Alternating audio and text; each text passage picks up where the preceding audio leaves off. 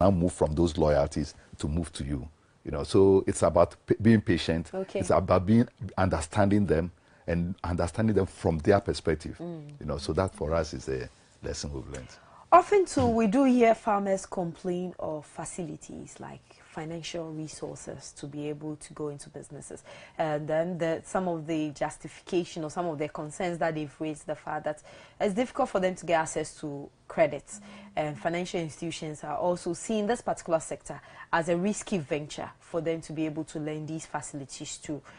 As someone engaging, you engage with farmers very often, frequently. To what extent can we bridge this gap, or what exactly have you done in the past or you have in the pipeline to be able to support farmers in this regard? Yeah, finance is critical to every endeavor. I mean, every business person. And we should see the farmers as business, small micro businesses. They are not government employee. They are not being employed by any private sector. They are people who have brought factors of production together. Okay, sometimes it's their own labor and that of their family, plus land and seeds to plant. Okay, so they are business people. And for a long time, many of them have tended to operate more like as if farming is a hobby, or it's just for them to subsist, for their own, But as they enter into the cash economy, they are being pushed more into the cash economy. They have to grow more than what they need. They need to grow for the market. Okay. So there's need for us, first and foremost, to engage the small farmer, the family farm, as a business enterprise.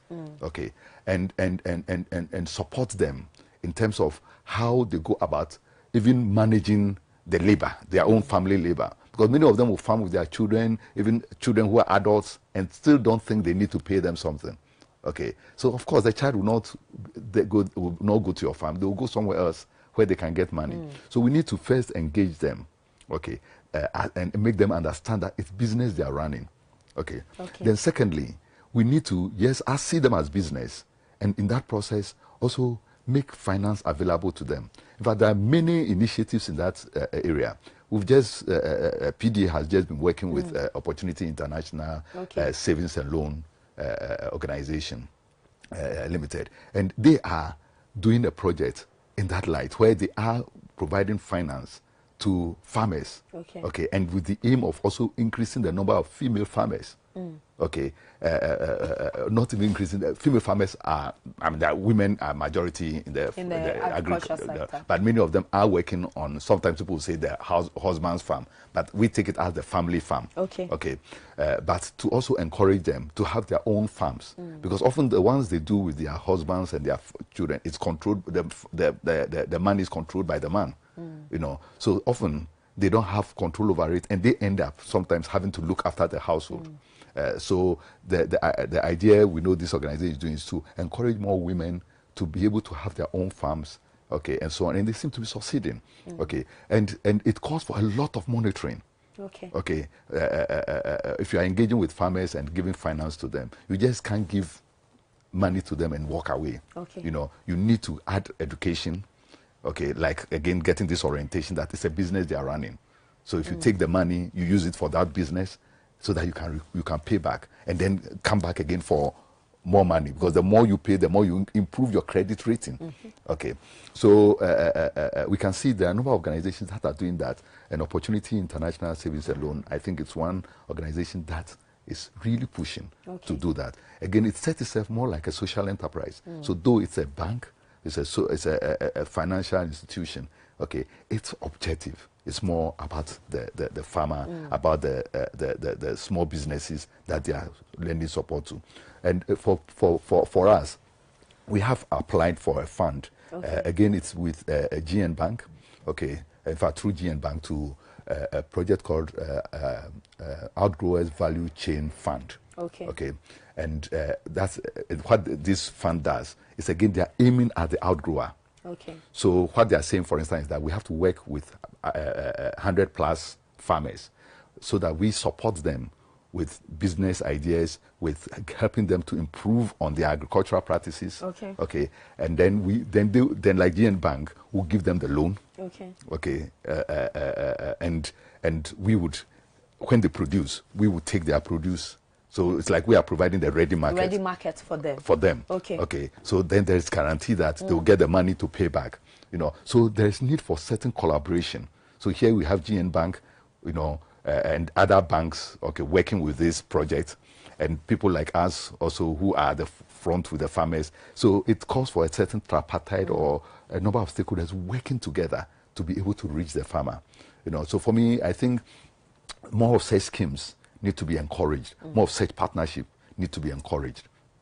I think you're doing a great job, and Thank it's you. quite, from some perspective, from maybe other people can see it as a risky one, because you need to also psych the mentality of these farmers. That's right. For them to know that these funds are not meant for just your personal use. Exactly. You will be paying back. Exactly. Very often, they are spendthrifts, Yeah. and sometimes misplaced priorities and all that. How difficult or easy is it for your association to be able to change their mentality so that they know that they are running a business, not just something to keep them going, like for their daily sustenance? How are you able to manage that? Yeah. I think what we've realized is that the more consistent the cash flow, Okay. the easier for them.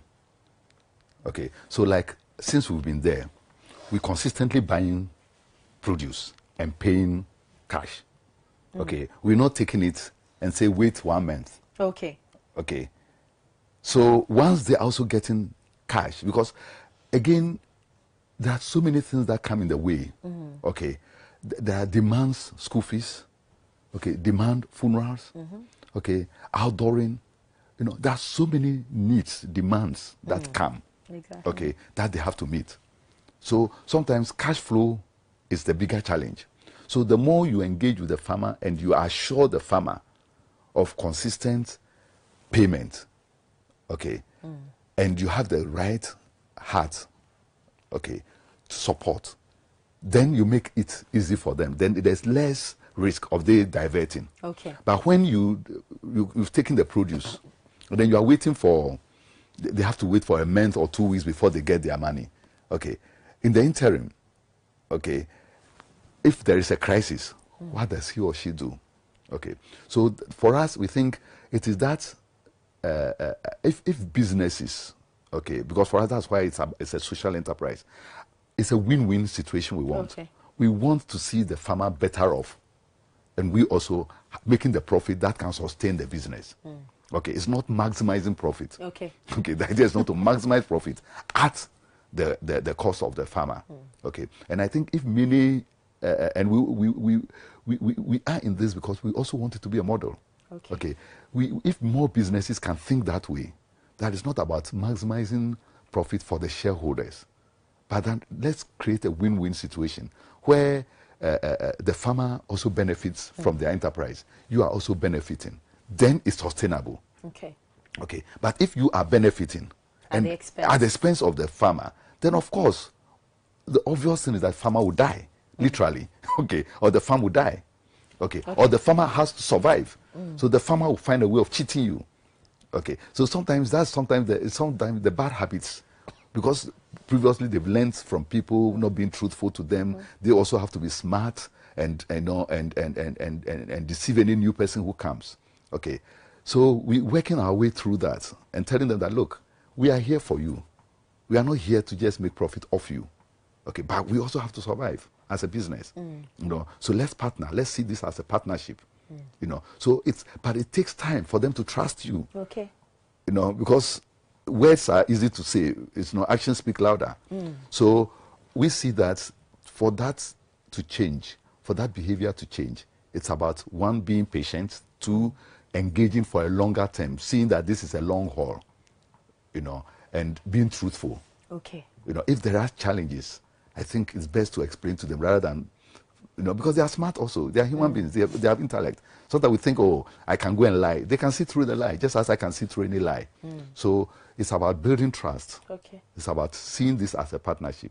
It's about being faithful to them and seeing them as the base of the survival of your business. For me, I think that is very critical. If another issue has to do with climate change, and then the fact that in Ghana, for instance, I think majority of the farmers are dependent on rain-fed agriculture. That's true. And to a larger extent, this also comes with its own difficulties. Sure. What's the way forward? How best are farmers managing this particular trend, especially now that your enterprise, for instance, you serve as a middleman to ensure that they get some form of funding, and also ensure that the farmers are also complying with it by making sure that they are complying with the best practices. How do we move away? What can we do? Because these are natural issues that we cannot predict. Because if you're expecting rain to fall at a particular time and we don't get the rainfall and all that, how do we move away from that? What exactly is your enterprise doing in line with that? I think for now we can say we are doing anything per se. I mean, we have a water body around our farm, which we are hoping to tap into. Because already our farm manager is telling us that, in fact, that place seems to yield more than the other places. So obviously, water is good. So we've had a conversation at our last board meeting to find people to help us how we can tap that water, irrigate it, you know, for the area. So definitely, water in this age of climate change is very critical. Irrigation is very critical. Again, that's why I'm very enthused about the government's idea of one village, one dam, especially for the north.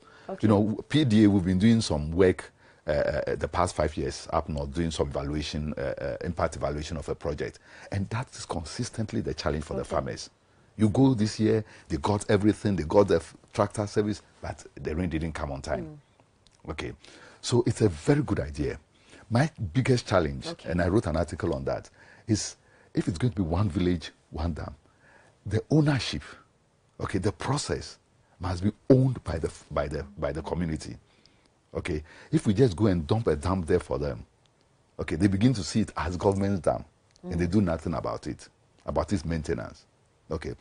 So it's time, while we are looking for the funding, it's time for us to mobilize them, to begin to identify where the dam should be, to begin to identify what they can contribute to the construction of the dam, you know, so that at the end, they feel it is their dam.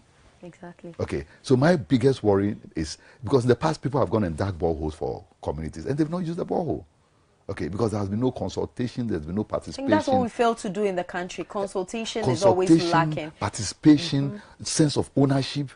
You know, so for me, I've said it to a few people that if this one dam, one village thing is going to succeed, it has to come with building a sense of ownership. The communities must own it. They must come up with their own arrangement for maintaining it. So it's a very critical area that government is tackling, especially in the north, because of the climate over there. They have basically one rainy season. But then, and thank God, there are a lot of good technology at the moment. Sometimes it's just tapping the groundwater and using it to irrigate. It doesn't have to be open dam. There are all kinds of technology which I think the government should be able to tap into to make this a viable project. But for me, the most important element is about tapping into the sense of ownership by the farmers. I think this is very important, stakeholder consultation. And when you do that, the community members tend to own it, and they see it as they see it as their own project. But very often, we really don't involve them when we are having this dialogue and this conversation. We'll go for a very short commercial break. When we come back, we'll be talking about the fact that to what extent will stakeholder consultation or participatory, to what extent will this really yield results, especially in the agricultural sector. And then we'll talk about the role of government in making Ghana's agricultural sector viable. We'll be right back after this break.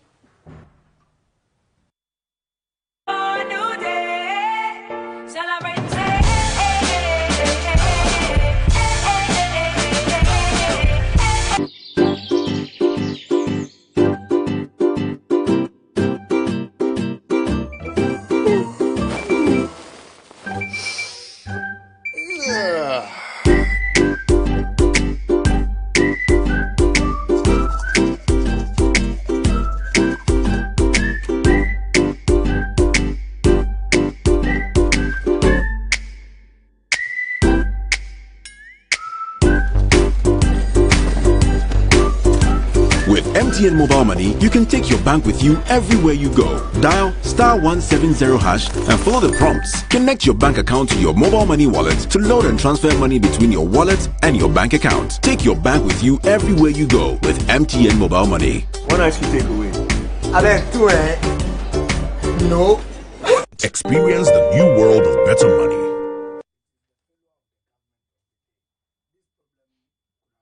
In the future, every child, man, woman in every corner of the world will be connected. Anything that you want to know will be available at the snap of a finger. The future brings endless possibilities, but we must never forget who we are, Ghanaians. Now, who is excited about the future?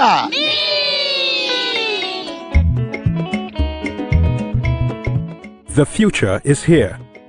Experience the all-new GN Electronics Smart TV.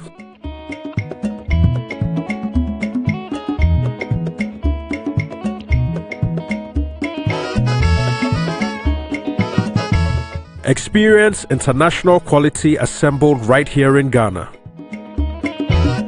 For more information, contact 050-144-9465. GN Electronics. Good quality comes from home.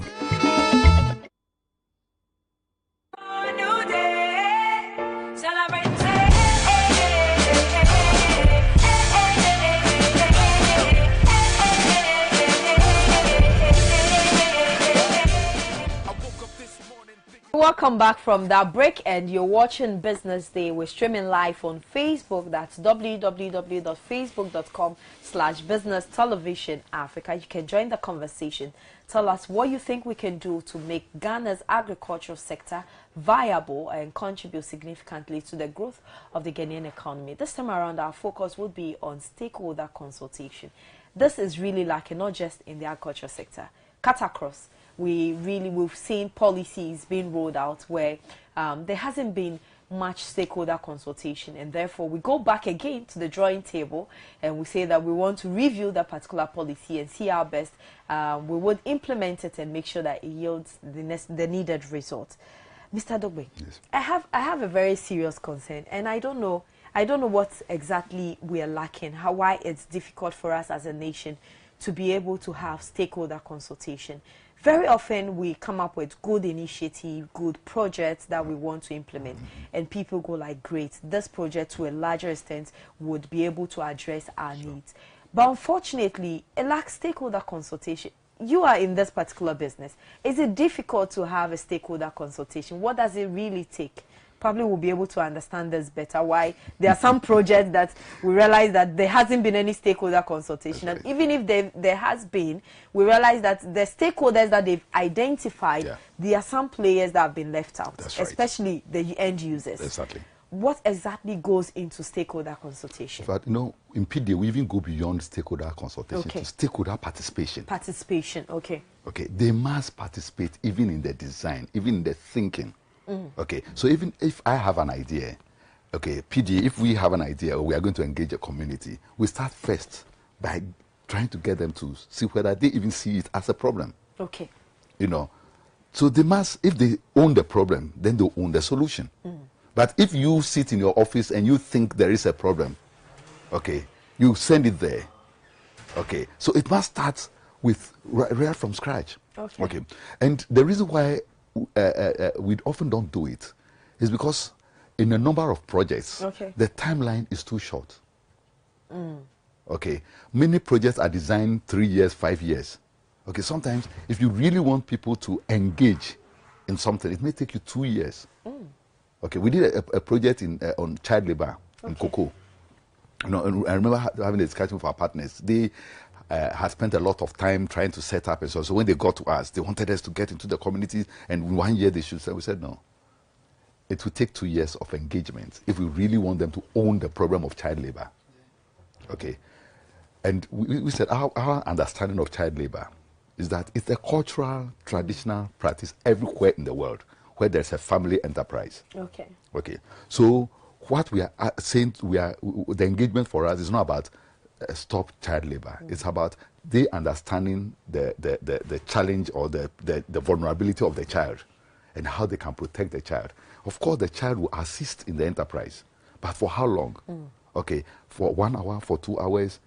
Is it at the cost of their school? All those things must be understood by them, not we understanding it and telling them. Okay. So in the same way, in many enterprises, in many things we do, we, those who are initiating the projects, or we who are facilitating the process, must have patience. We must give ourselves enough time to engage. And often what we realize that when you front load the time, which is spending more time to engage, okay, it pays off later. Because once people understand, they start taking initiatives themselves. And it speeds up the process. It speeds up the process. You know, and to give an example of this child labor in cocoa, when we did that, as communities understood, as communities decided to come with their own action plan as to how to address the issue, they started building their own schools. Okay, we got them to build with the local material. We said, look, whatever material you can use, if you can use cement and you can afford it, fine. But you have now seen that it's not good for your children to walk 3 kilometers, 4 kilometers to the school over there. So if you want to, you know, so they started. In some places, teachers were not coming. They walked to the GES and demanded for teachers. Okay, they started being the people who were remediating the problem. They were taking actions to change the situation. Okay, but it called for a lot of dialogue. We call it dialogue, you know, of exchange of ideas, listening, understanding where they are coming from. Okay, and asking questions, and they answering the questions. You know, so that process is time consuming, and many projects don't have the time. Many stakeholders don't have the time to engage the people who are at the end use of the issue of the facility. So, and that's why people don't do it. It's much easier to go and build a school, okay, than to sit with the communities for them to see there's a need for a school in the first place, okay, and begin to say, okay, this is about our children, so we can also contribute A, B, C, D. Okay, in one community, we had a whole conversation about why the children were failing in school and were not doing well. And then they came to the conclusion that, okay, let's get some people who engage the children in the evenings. Okay, let's ban children going to watch videos at night. Okay, and then evenings now, but the classroom have no light. Okay, so we should extend power there. But how do we pay for the electricity? Then we, in a conversation with another community, they're going to say, oh, we did the same thing. We just tapped the street light. Okay. So everyone pays. Because street light, everyone pays. So we tapped the street light to the classroom. So it was, they did the same. You know, so when you allow people to be creative, to be imaginative, they solve their own problems. But often what we do is we come across as the experts. We know the problem and we know the solution to it. So we go and implement it. Of course, I didn't think it through. I had the one there in the village. I didn't think it through. I didn't understand what is this. So it takes time for them to warm up to it. So I think that has been the challenge, that often we are in a hurry. Okay, we are in a hurry to implement. Sometimes I'm hoping that our president is not too much in a hurry. Okay, but he already said he's in a hurry. So he must sometimes slow down and take time and get his ministers to make sure that, like this one dam, one village, one dam thing, for me, that's my biggest worry. Because if we just go and just dump it there, a lot of it will be waste of money. We should take time and engage with the communities. You know, we should take time and engage with the leadership. We should take time and engage with the youth. They must all have a say in where that dam is going to be located. They must all have a say as to how they are going to contribute to that dam. Okay, and to the maintenance of that dam, and how they are going to make sure that everybody gets water to irrigate their farm. We must put that is the software. That is more important than the physical construction of the dam. That is the hardest part. Constructing the dam is easy. You just get some bulldozers. If it is going to be an open surface dam, you get some bulldozers and it's done. It's the hardware, it's the human beings. And often we don't have budget for that. Okay, often we don't have the time for that. And that's why many projects fail. Is it expensive to have stakeholder consultation? Like you mentioned that some stakeholder dialoguing could take like 2 years or even beyond for you to be able to have a very good project. Is it expensive? Is it that it's not expensive. Because it's not that. So on the average, it's time expensive. It's time expensive. But then again, what we have often done Okay, with this child labor in cocoa, for instance, what we did was first to engage the leadership. Okay. Okay, often when people go to communities, they just go and greet Nanamu and introduce themselves. Okay, and I always say that Nanamu will say, peace be on you, go fare thee well. Okay, you've come to my community, you've come to tell me that this is what you are going to do, fare thee well. Okay. So the Nanamu have absorbed themselves. Okay, for me, like this, all this challenge with gold mine, this galamsey and so on, is because we've not engaged our traditional leaders. They become part of the problem. Okay. Okay, so for me, so you start with the leadership. They must see it as their responsibility. Okay. Okay, and that's what we did with the child labor thing. We spent a whole day, 10 a.m. to 4 p.m. with them. It wasn't just introducing the project to them. We sat down, we had a conversation about whose responsibility is it in this community to see to the progress of this community. Children in this community, whose responsibility is it? Okay, and it wasn't just the chief and his elders. We asked them to bring together who they consider as the leadership of this community. Okay. And some places you go, the imam is there, the head teacher is part of it, okay, the chief is there, you know. So when you do that, one, you foster a certain unity among them. And then they also begin to see the problem as their problem. Okay. Okay, so you take it from there. Then from there, we engaged the women. We engaged the children. We engaged the teachers. Okay, and all of them was to get them to analyze the problem. Okay, it's to get them to analyze it. And it was amazing because the children, for instance, we got them to dramatize. Okay, what they go through on the farm, the heavy loads they carry. Okay, sometimes the cutlass wounds they get, and so on. And when we have then a community, and they all come together to share their analysis with each other, okay, and then we come up with a vision. Okay. In 10 years' time, how do we want children in our communities to be like? It's amazing. Okay, and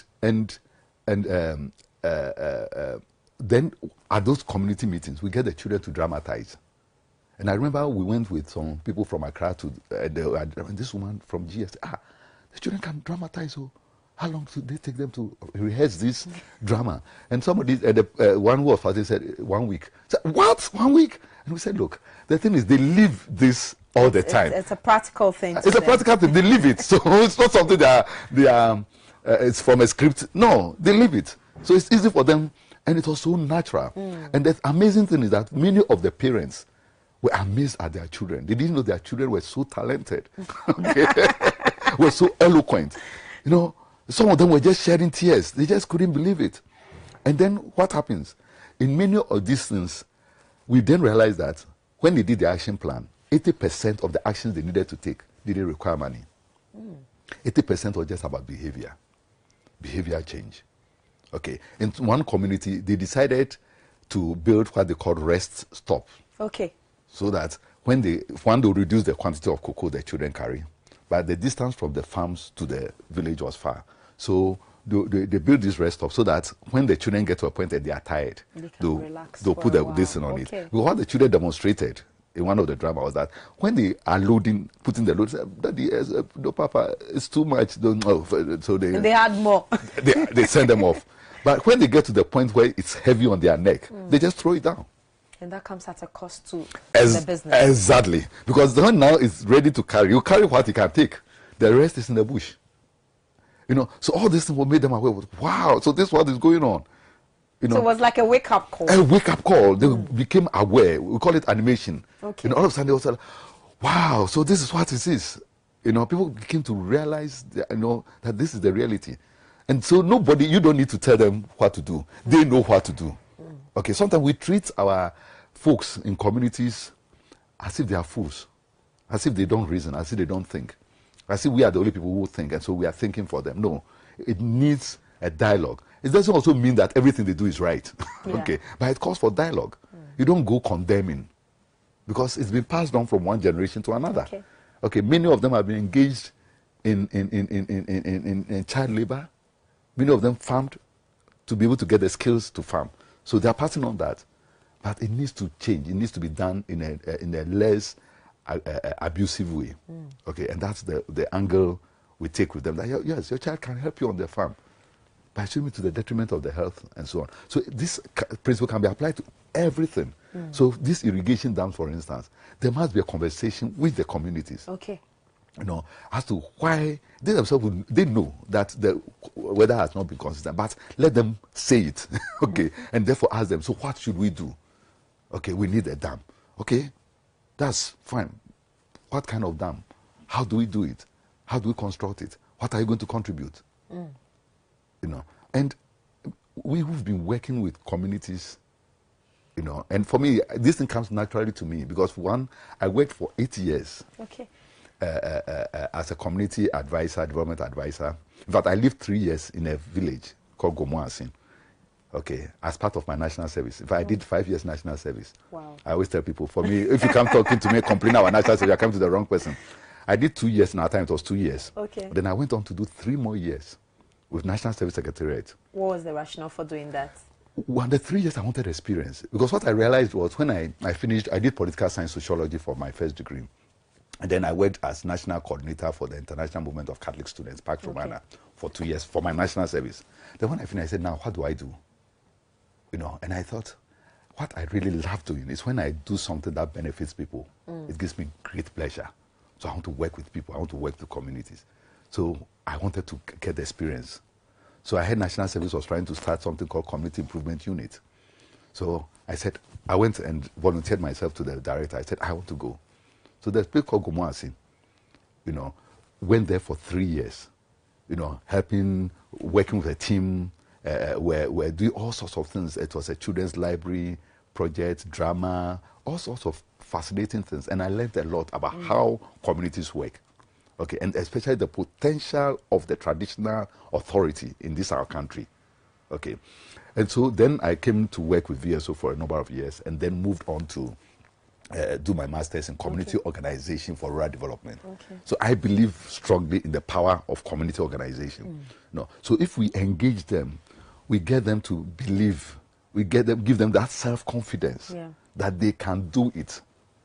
You know, the more you do something for somebody, the less confident the person becomes.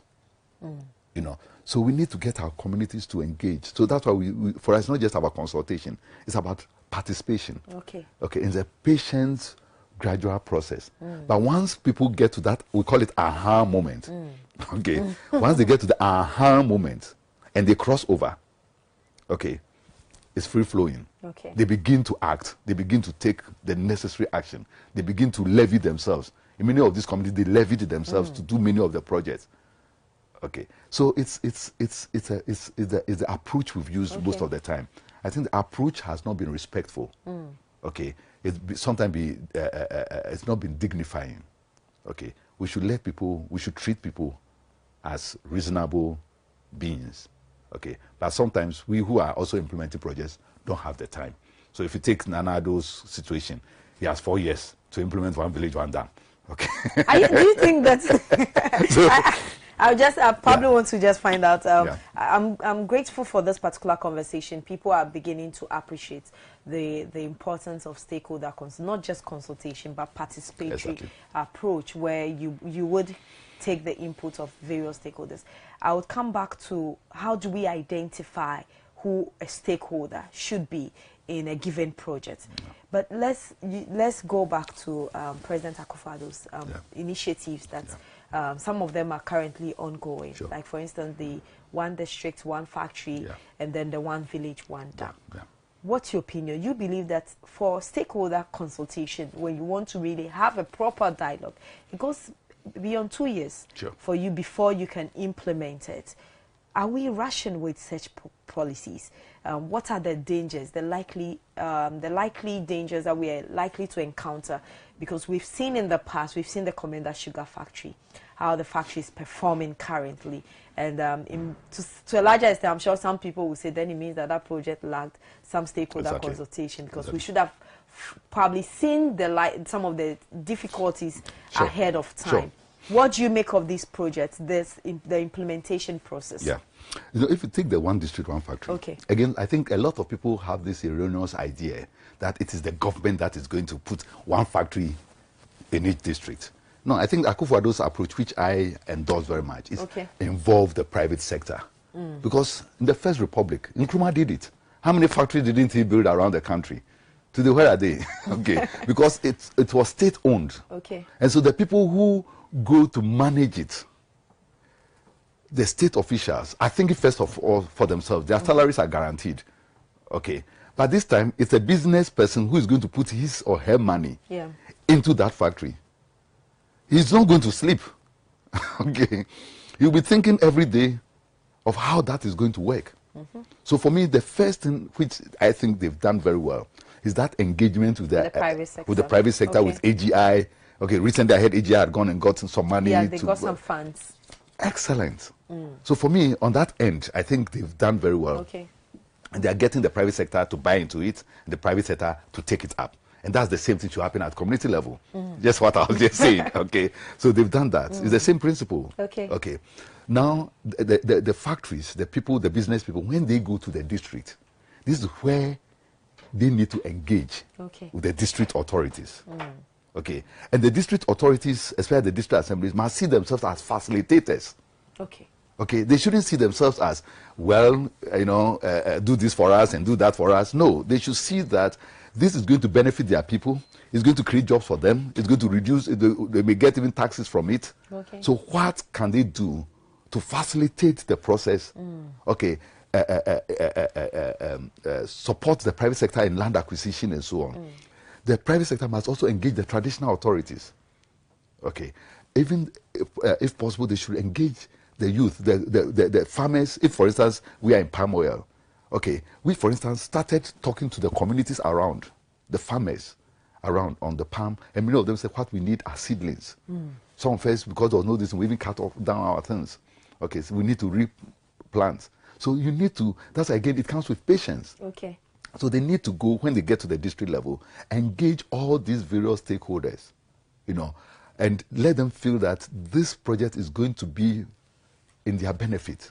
It's for them. They are going to, it's not for them physically, but, you know, because one of the conversations we've had with our farmers and so on is, look, I tell them, if this thing succeeds in 30 years' time, whose children are going to be working here? They said, our children. Whose produce are going to be bought? Our produce. Okay, so in whose interest is this factory?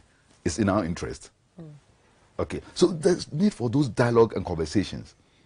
You know, we can't take them for granted. And it has to be continuous. You know, and the same with the workers. We asked them just now, who is benefiting from this factory? It's us. And I said, do you see me come and take any money? They said, no. They said, now you are still pumping money. Okay, so I said, if you steal from here and go and so on, and this factory collapses, who suffers? Who suffers? They said, we. I said, yes. Because for me, I don't need this at the moment to survive. That's why there's no money coming to me. Okay, because I'm surviving somewhere else. No, so for me, I think it's a certain process. So at the national level, I think from what I've heard so far, there's been a good dialogue with the private sector. But the private sector, when they get there, must have a good dialogue with the district assemblies, the traditional authorities, and whichever produce they are going to, this and the farmers and so on, they should have a good dialogue with them, and there should be some understanding. Okay, so for me, that is so. We've talked about the one village, one dam already. Okay, so for me, these are laudable initiatives. Okay, but the challenge is how they will be implemented in such a way that it galvanizes everybody. Everybody feels a part of it. Everybody feels ownership of it, and therefore don't want to take advantage of the other. No. So then let me just ask this before your final comment. How do we identify who are supposed to be a stakeholder? I know we have internal stakeholders, external stakeholders, and all that. In a given project, probably we can use maybe either one district, one village, or probably one village, one dam project, and use that as a case study. If we want to identify, well, this time around, it looks like government has done its part. So the private sector would also ensure that they also have their own dialogue with the various stakeholders. For a private sector, if they want to have a dialogue with a stakeholder, who should they consider as stakeholders in, let's say, the one district, one village projects? What's the word you'll be using? Stakeholder. Yes. Whoever has a stake in it. You know, whoever has a stake in it. Okay. So, for instance, in our palm oil project, the farmer, that's what we are trying to tell them. You have a stake in this. We have a stake in your farm. Because we need your produce. to produce oil. Okay. Okay. You need our factory, okay, to buy your produce. So we have a stake in each other's enterprise. So you, the chief, we've gone and met with the chief. Okay, had sessions with him, explained to him what we are doing. Okay, we meet him frequently. Okay, and he said, look, even if you want more land, I'll give you to plant. Okay, because he now says he has a stake in it. Because it will benefit his people, it will employ his people. Yeah. You know, to buy the produce of his farmers. You know, then the youth have a stake in it. Because it comes to a point is the older ones cannot carry, it's the young people who will be employed. You know, so anybody, the women who buy oil have a stake in it. Okay. You know, there's one woman who, you know, she's been pre-financing us for some time because she says our oil, it doesn't sleep. It's the fatty acid is so low that when you keep it for some time, it's still as it is. You know, so she's prepared to give us money in advance so that she can buy. She has a stake in it. You know, so it's anybody who you think will benefit has a stake directly or indirectly. Okay. Must be engaged in it. I like the word directly or indirectly because sometimes we tend to focus more on the direct one. That's true. And leaving the indirect one. So let's ensure that everyone who has a stake, even the final consumer, has a stake, because then you also want to ensure that whatever produce you're producing, at the end of the day, will the consumer be interested in patronizing it? We're lacking this in our businesses, and very often this is crippling our businesses, and we seem not to pay attention to it. Rather, we're looking at the hard ones, but there are certain basic things that we have to do to ensure that we have a viable business running. It's a privilege talking to you, but let me just pick your final comments on this particular discussion. What will be your message to managers of the economy and then the private sector, then maybe to your stakeholders as well, because I'm sure you have some stakeholders you're working with. Yes. No, to the managers of the economy, so far from my observation, I think this government is on the right track. It's saying the right thing, it's trying to back it up. I like the energy. I like the idea of digitizing our economy. Okay, formalizing the informal sector or formalizing our economy. It's critical going forward, and I'll encourage the government to pursue it. You know, it's not going to be easy. There will be glitches and so on, but they should pursue it. And on that note, also, I'm praying hard that our vice president will come back safe to us, because I see him as the one who is championing that. It looks like the president has delegated that to him. Okay, and I can understand he being so old like me. We don't know this modern this. So he said, look, you guys take it up. And it seems Bawumia is driving that sector. And I think they should continue. They shouldn't give up on that. To other to our stakeholders for PDA, what I will say to our colleagues, my colleagues in the office and in our farm and so on, is that this is our contribution to Mother Ghana. The way I see it is that we will all live, you know, but what are we living for the next generation? Is it just buildings? Is it just physical structures? Also, what values are we living? Okay, because values drive attitude. You know, and for me, that is the basis of any development. You know, if we get our society and the young people coming to think that prosperity is the number of cars you own, prosperity is the number of houses you own, of course, then they will steal to make it happen. Okay, but if you teach them that prosperity is about it's about what you are able to leave behind, the achievement, that people can remember you years after. Okay, because often people don't remember you about the buildings and so on. People fight over it. But what are you leaving behind? What achievement, the legacy you are leaving behind?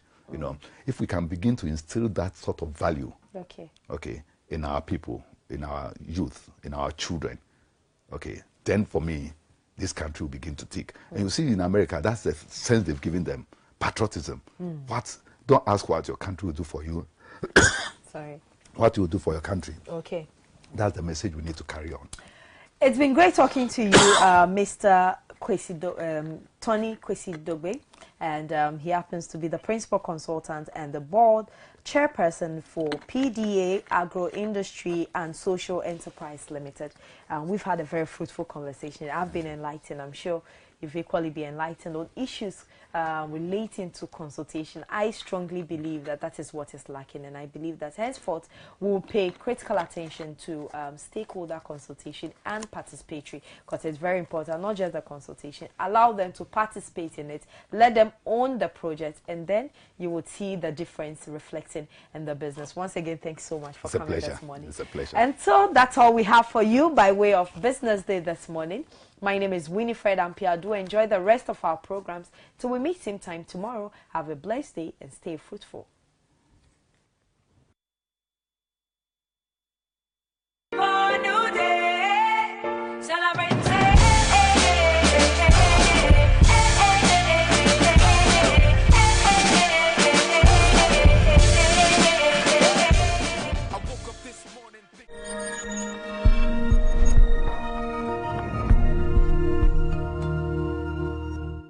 Hello and